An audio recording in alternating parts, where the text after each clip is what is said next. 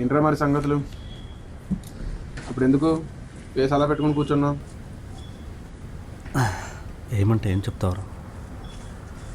ఏం అర్థం కావట్లేదు. నేను ముందే చెప్పా కదరా, ఇలాంటివన్నీ మనకి సెట్ కావాలి. విడిచే, లేకపోతే ఐపీ పెట్టు. ఏంటి వదిలేయాలా? వ్యాపారం అంటే ఆషామాషగా ఉందారా నీకు?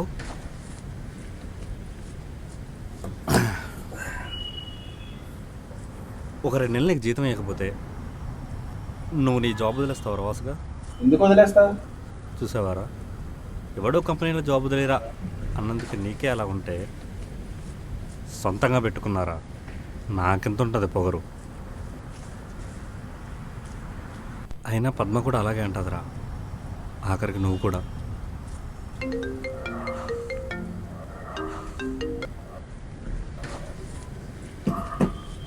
ఇవన్నీ వస్తాయని తెలిసినా కూడా వెనక్కి వెళ్ళకుండా ఇక్కడే ఉన్నా అంటే గెలవనికే రావాసు. సుఖాలు వచ్చినప్పుడు కాదురా, కష్టాలు వచ్చినప్పుడు కూడా షేర్ చేసుకోవాలి.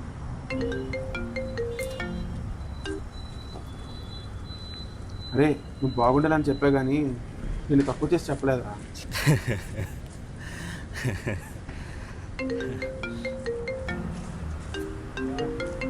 రే ఫోన్ లిఫ్ట్ చేసి మాట్లాడిన గేరోగం నీకు. ఏ అప్పు నువ్వు కడతావా? మాట్లాడు. Sir sir Ram sir, good news sir. మనకి ట్రాన్స్ఫర్కి వైరస్ దొరికేశారు. మీరు ఏం టెన్షన్ పడకండి, అన్ని ప్రాబ్లమ్స్ సాల్వ్ అయిపోతాయి. బుధవారం వచ్చి బాంబ్